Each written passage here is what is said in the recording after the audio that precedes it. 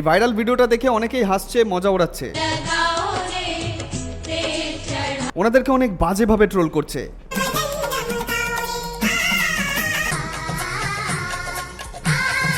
কিন্তু সত্যি করে বলো তো, কিসের এত হাসি? যাদের নিয়ে তুমি মজা করছো তারা কোনো অভিনেত্রী না, কোনো সোশ্যাল মিডিয়া সো কল স্টারও না, তারা আমাদের মায়েরা, মাসিরা, কাকিমারা। একটা প্রজন্ম যারা সারা জীবন নিজের ইচ্ছাগুলোকে চেপে শুধুমাত্র পরিবারকে আগলে রেখেছে। তুমি আজকে ক্যামেরার সামনে দাঁড়িয়ে স্মার্টলি কথা বলতে পারো, পোজ দিতে পারো, এক্সপ্রেশন দিতে পারো, কারণ তুমি সেই সুযোগটা পেয়েছো। ছোটবেলা থেকে তুমি এসব দেখেছো, শিখেছো। কিন্তু তারা ছোটবেলা থেকে শিখেছে দায়িত্ব নিতে, সংসার সামলাতে, অন্যের কথা ভাবতে। তাদেরকে কেউ শেখায়নি ক্যামেরার সামনে কিভাবে পারফর্ম করতে হয়। তাই যখন কেউ তাদেরকে বলে এভাবে দাঁড়ান, ওভাবে হাসুন, তখন তারা অস্বস্তিতে পড়ে লজ্জা পায়, ভয় পায়। এটা দুর্বলতা না, এটা তাদের জীবনের বাস্তবতা। আর একটা কথা মাথায় ভালোভাবে ঢুকিয়ে নাও, আজ তুমি এত কনফিডেন্ট, এত স্মার্ট, সেটা কিন্তু হঠাৎ করে একদিনে হয়নি। এর পিছনে রয়েছে এই মানুষগুলোর ত্যাগ, তাদের না পাওয়ার স্বপ্ন। তাই তাদের নিয়ে হাসার আগে একটু সম্মান করতে শেখো, কারণ তুমি যাদের নিয়ে হাসছো তারা এমন একটি প্রজন্ম যারা নিজের জীবনটা সহজ করতে পারেনি, কিন্তু তোমারটা সহজ করার জন্য তারা সবকিছু করেছে। আজ তাদেরকে দেখে তোমার হাসি পায়, কিন্তু একদিন ঠিকই বুঝবে এই মানুষগুলোর সরলতা আর লজ্জাটাই ছিল সবচেয়ে সত্যি। তাই হাসার আগে একবার ভাবো, তুমি কি ঠিক করছো